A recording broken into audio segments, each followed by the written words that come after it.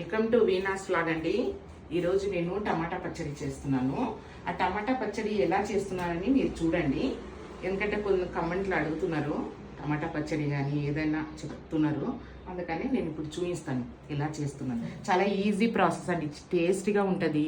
దోశ, ఇడ్లీ అన్నిటికీ మనము ఉట్టి అన్నంతో కూడా నంచుకొని తింటే ఎంత బాగుంటుందో, కలుపుకొని తింటే అంత బాగుంటుంది. ఇది చూడండి, చూసి మీరు కూడా చేసి నా కమెంట్లో చెప్పండి. కొద్దిగా ఆయిల్ పోసుకుందాము, ఎందుకంటే మనం ఆయిల్ ఎక్కువ వేసేస్తున్నాం కదా. ఇప్పుడు ఇది ఏంటంటే నేను 3 టమాటాలు తీసుకున్నాండి. మనం ఎక్కువ ఒక 5 మంది 6 మంది మన ఇంట్లో ఎట్లా ఉన్నామో అలా.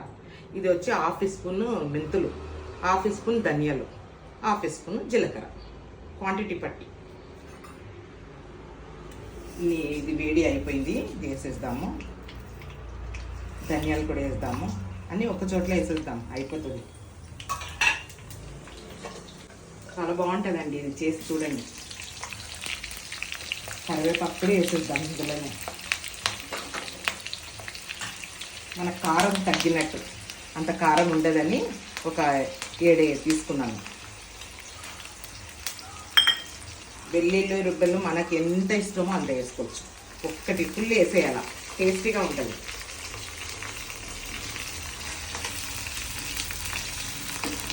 మళ్ళీ పోపు పెట్టేది అక్కర్లేదండి, ఇదే చాలు.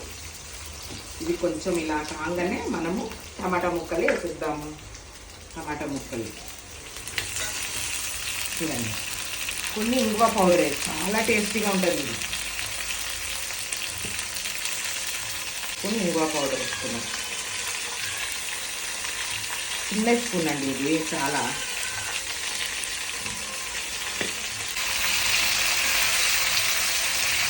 పసుపు వేసుకున్నామంటే పసుపు పొడి వేసుకోవచ్చు, లేదు అని అంటే మనం ఇలాగే చేసుకోవచ్చు.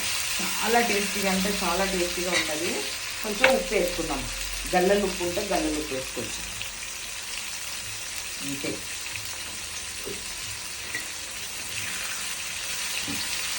ఇవన్నీ మంచిగా వేసుకొని మెత్త పడిపోతే టమాటా ఇలా ముక్కలు చేసుకున్నాం కదా, తొందరగా మెత్తగా అయిపోతుంది.